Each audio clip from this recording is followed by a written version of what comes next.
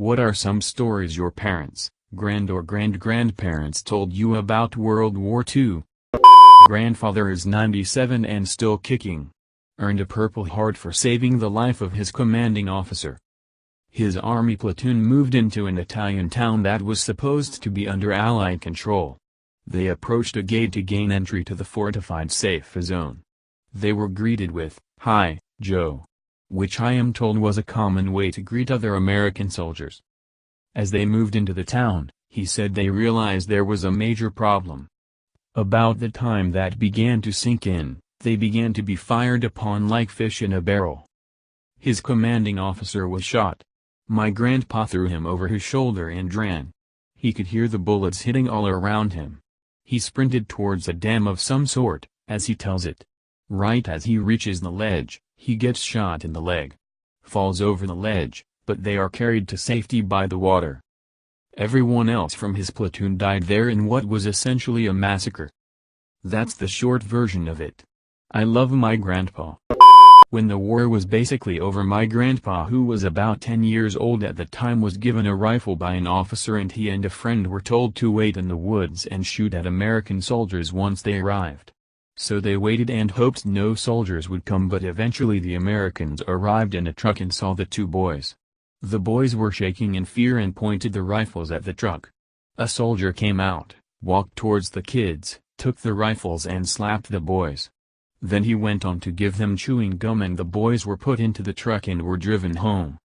My grandmother and aunts, Dad's mom and older sisters, would slather their faces with cow poop and mud so the Japanese soldiers won't rape them. My mom always tells me that I wouldn't be alive today if they found out that my great-grandmother was hiding Jewish people during the war. I have two. My great-uncle had terrible luck.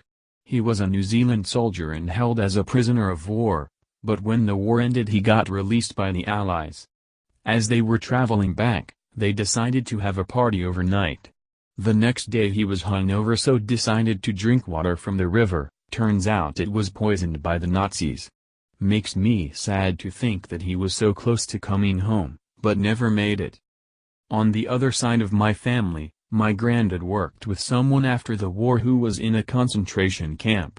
He never talked to anyone, and sat in the corner of the lunchroom by himself eating. Apparently he was constantly shaking and always looked terrified, paranoid. I felt sick to my stomach when I was told this. I actually went to see my granddad yesterday, who's just opted out of chemo for a recent cancer diagnosis and only has a few months left. He was a 12-year-old during the Battle of Britain and was hot-picking in Kent for most of it. For the first time in my memory, he seemed keen to offload story after story. What's interesting is that, apart from the fear of bombs or doodlebugs, V1s, it was mainly a grand adventure for him and his friends. He said that whenever a plane came down, kids would ride for miles to get to a crash site. Silk from parachutes was pretty valuable and could be sold, bartered to make into underwear, and they used to make rings for the girls out of cockpit glass, I think? I didn't interrupt to clarify that part. If an American plane went down, there was a particular race to get to any of the surviving crew because they were renowned for giving the kids lots of really cool sweets and chocolate. Standard practice in school was to hide under your desk if a doodlebug was spotted coming over. There was always somebody on lookout on the school roof. My grandmother pitched in here with the time a doodlebug came down in the field outside her family farm. She was younger than my granddad, so was a little girl at the time. When everybody heard the engine conk out, you had to run for the Morrison shelter in the house. For the first time ever she found the front door locked and couldn't get into the house. The force of the explosion picked her up and threw her against the side of the house. But she survived, obviously because I exist. The crater is still there to this day. Whenever aerial combat took place overhead, everybody would run for the ditches around the hop fields in case of stray machine gun rounds. Apart from one particular hop-picking family who would just carry on regardless. Although rare, he remembers one woman getting hit by a stray machine gun round from above and killed. German planes would often drop any leftover bombs and empty their rounds into farms and fields on their way home. Seems pretty savage. One time, one of these planes came down near a hop field, and unfortunately for one of the surviving German crew, one of the hop pickers was an ex-professional wrestler who went by the name of the Iron Duke. He promptly gave him a pounding and sat on him until some troops arrived. There was so much more, and I wish I'd got these stories out of my grandparents so much sooner than I did. I didn't go down there to document their war experiences, they just spilled out the second I sat down, and I got the distinct impression that he felt the urgency to tell them as much as I felt the urgency to listen intently. Spend time with your grandparents, kids. They're full of stories, wisdom and life experiences that cannot be taught in school or in documentaries. There's something so much more tangible about a loved one telling the intricacies of life in a different time. For thousands of years it's how the human race learned collectively, from the spoken stories of our elders, and in today's fast-paced modern age it's something that could easily be lost. It's a lesson I've just learned the hard way. Go see your grandparents if you can. As soon as possible. And just listen. My father was 11 years old when he was captured with his parents in Singapore by the Japanese. His father had worked on the tin mines as an engineer in Burma. He was separated from his parents and spent the war in Changi prison, being starved, beaten and made to bury prisoners that died. He suffered all his life as a result of the treatment he received and the diseases he caught. At the end of the war he was taken to Holland by the Red Cross and finally reunited with his parents in the UK, who also survived the war. When he was 17 he returned to Singapore with the Commonwealth Graves Commission to help point out where many were buried so they could be reburied in war graves. I live in Southeast Asia and this was during the Japanese occupancy. My grandmother has passed now, but when she was alive, she would sometimes tell us random stories of her childhood during the occupancy.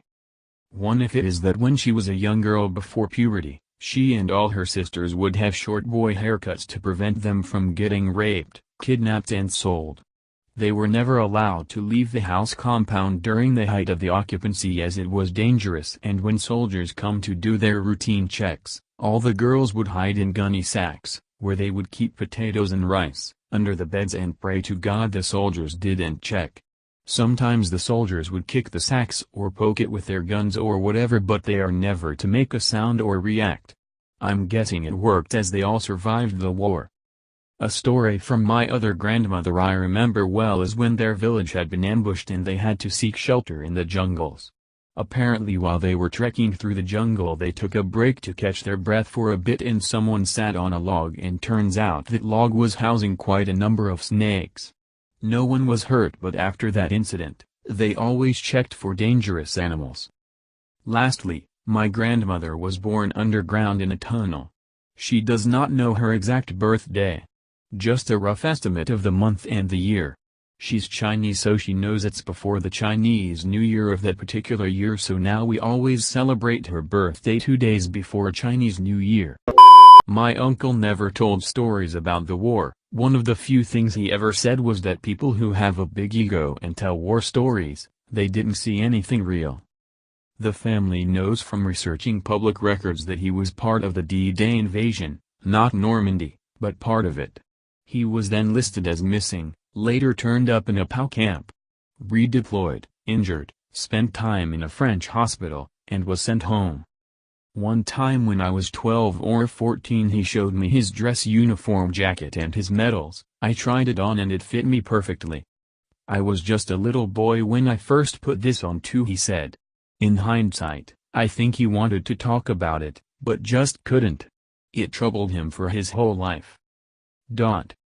After he died we came upon a box of stuff he had kept from the war. There were Nazi flags all damaged, SS armbands, SS medals, and small boxes containing pictures of other people's families. There are also sketches I have to assume were drawn by him of places in France, and people I guess he knew. I have no idea where he got this stuff other than from the corpse of a Nazi soldier. But he kept it all, don't know why. I have no delusions that he was some badass war hero. In fact he would probably yell at somebody for talking like that, the very idea of war heroes. He was a regular guy, private first class U.S. Army, barely spoke of it ever since, and kind of hated people who did. After the Netherlands were liberated, my grandfather's 8-year-old brother walked into the living room of his house with chocolate and cigarettes. My great-grandmother asked how he get those good. He replied, "I showed the Canadians where the whores are."